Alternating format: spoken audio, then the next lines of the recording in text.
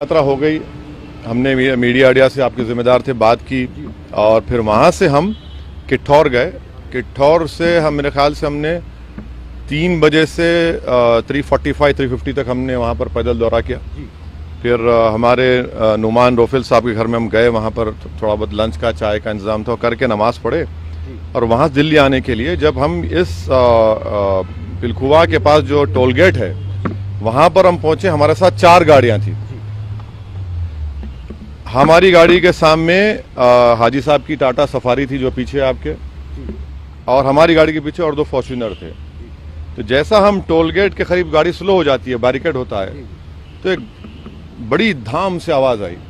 तो हम बोले क्या हुआ? फिर दूसरी आवाज़ आई तो हमारे साथ जो गाड़ी में हमारे दोस्त गाड़ी चला रहे थे यामीन खान, बोले भाई हमला हो रहा। तो हमारी गाड़ी से उन्होंने बड़ी क्विक थिंकिंग से इस गाड़ी को पुश किया, ये सफारी को, और वहां से निकले। फिर और एक आवाज़ आई, जब निकल रहे थे एक और आवाज़ आई। तो मेरे ख्याल से 3 से 4 राउंड की फायरिंग हुई। हमारी गाड़ी के लेफ्ट साइड के ऊपर 2 होल्स के निशान है, एक गोली शायद, और एक निशान है लेफ्ट साइड मडगार्ड के ऊपर।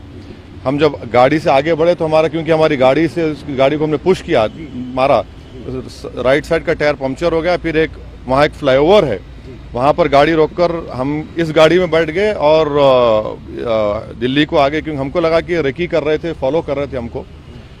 हमारे जब ये हमला हो रहा था, हमारे पीछे जो फॉर्च्यूनर थी जिसमें हमारे एक्स मेयर माजिद थे, उसके ड्राइवर ने एक शूटर पर गाड़ी चढ़ा दी एक ऊपर। जो रेड हुडी पहना था, 2 लोग थे, रेड हुडी पहना था, एक व्हाइट जैकेट। तो जो रेड हुडी पहना हुआ था उसके ऊपर गाड़ी चलाई, उसके पैर पर चलाई, वो गिरा। तो जो व्हाइट जैकेट पहना था वो उल्टा उन 2 फॉर्च्यूनर पर गोली चलाया। तो अब हमारी थोड़ी देर पहले एडिशनल एसपी वहाँ से जो है जिम्मेदार, उनसे बात की। उन्होंने कहा कि हाँ सर, आर्म्स जो इस्तेमाल है वो भी मिला, हथियार भी मिला, और एक शूटर पकड़ा भी गया।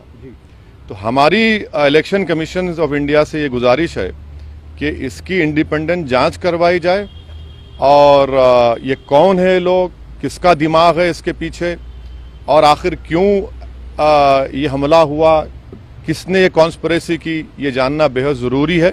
सुनिए, और हम स्टेट गवर्नमेंट और मोदी गवर्नमेंट दोनों से ये कह रहे हैं कि ये इनकी जिम्मेदारी है कि वो इंडिपेंडेंट जांच करवाएं, और इसके पीछे दिमाग किसका है।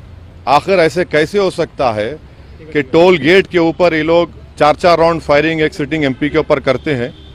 हम तो अल्हम्दुलिल्लाह कुछ नहीं हुआ, हमको खैरियत से हैं, मगर अल्लाह बचाना जब चाहता है तो कोई कुछ नहीं कर सकता।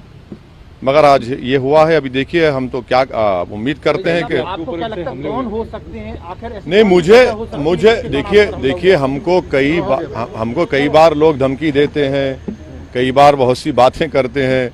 प्रयागराज में जो धर्म संसद हुआ वहाँ पर भी हम पर काफ़ी गालियाँ दी गई, और फिर हमारे घर पर अभी हम कई मरतबा हमला हुआ।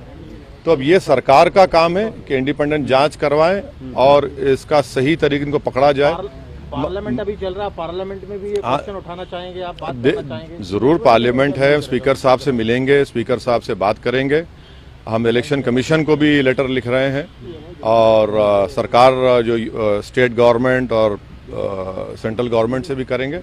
मगर अल्हम्दुलिल्लाह अल्लाह करम है, खैरियत से। ये ना सिर्फ कंडेमनेबल है, बल्कि तो सबको सोचना पड़ेगा कि आखिर ये कौन लोग हैं जो इतनी हिम्मत करके गोली भी चला रहे हैं और ये सब हरकतें कर रहे हैं। सर, इलेक्शन से ठीक पहले ये सब क्या दर्शाता है? हाँ, इलेक्शन से ठीक अब नहीं मालूम मुझे।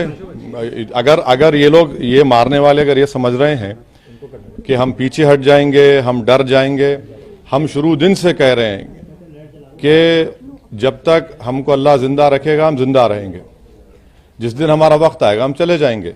मगर इस तरह के बुज़दिली की हरकतों से, इस तरह से गोली चलाने से हमारे ना हौसले और हिम्मत में कमी आएगी, बल्कि इंशाल्लाह और हौसले हिम्मत बढ़ेगी। और हमारा मानना है कि जब अल्लाह बचाना चाहता है, मगर ये कौन ताकतें हैं और कैसे उत्तर प्रदेश में ये इस तरह की हरकत हो रही है, ये तो जनता को भी देखना है।